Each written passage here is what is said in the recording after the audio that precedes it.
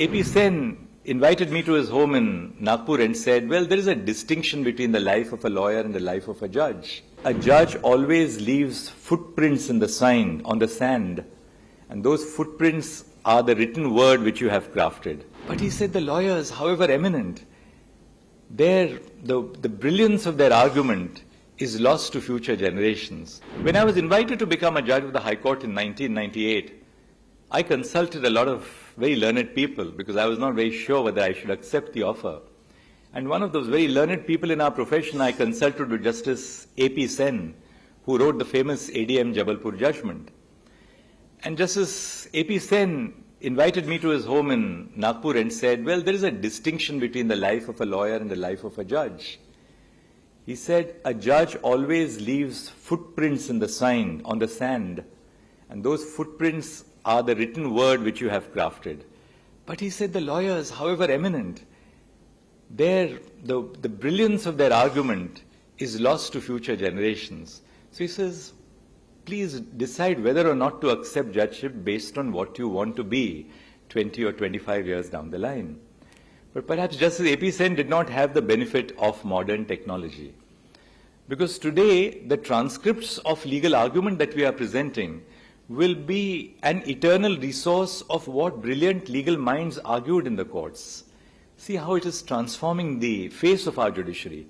No longer will the output of the Indian judiciary be judged by what is written in judgments, but equally by the contributors to those judgments in terms of the innovative arguments which they make.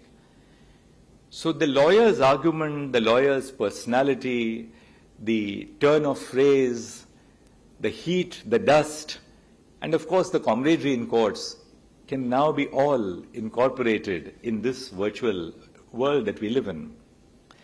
Beyond transparency, the facility of hybrid hearings also plays a vital role in increasing access to justice. A classic example of this, as Brother Suryakant mentioned, is the special Lok Adalat organized by the Supreme Court last week.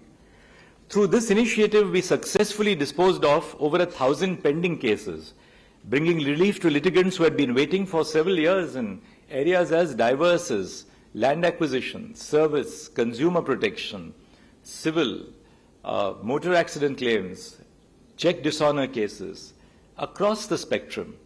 A Lok Adalat of this scale would not have been possible without the assistance of technology. And even after the Lok Adalat got over last week, we are still dealing with the remnants of the cases which were almost settled, where you have on the large video conferencing screen district legal services authorities from all over the country, right from Meghalaya to Assam to Kerala, Tamil Nadu. You just name the DLSA, Punjab and Haryana. You have DLSAs across the country which are assisting us. Members of the DLSAs, litigants and lawyers from all corners of the country, from remote villages to metropolitan cities, participated effortlessly, courtesy of the hybrid hearing facility. This not only enhanced efficiency but also promoted equity and accessibility.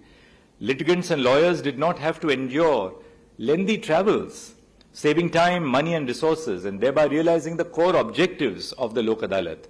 And I would like to publicly acknowledge the wonderful work and almost dedicated work with a single-minded purpose which was rendered by my very distinguished and senior colleague Justice Suryakant for the success of this Lok Adalat.